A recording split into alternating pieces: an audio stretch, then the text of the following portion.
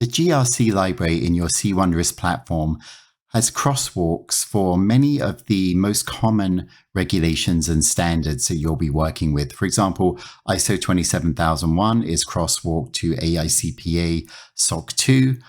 We have CMMC crosswalk to NIST 800-171, CIS, NIST CSF, and NIST 853. We also have the FedRAMP high, medium, low, and the crosswalks to other NIST regulations for FedRAMP.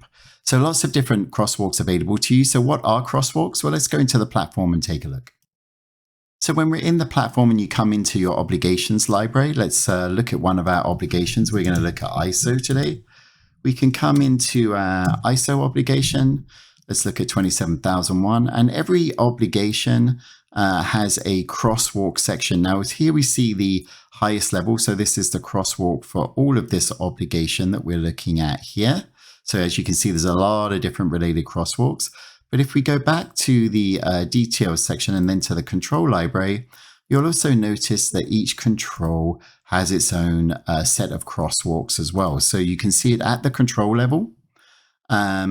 Which other standards this control is mapped to, or you can go back to that meta level at any time just by going back to your obligation and see all of the crosswalks here. And this is searchable as well. So if you look in here and you want to say, okay, I want to actually see the crosswalks for SOC 2 for ISO, then we can just put in SOC 2 in our search bar, and there you have all of the crosswalks for SOC 2 and ISO 27001.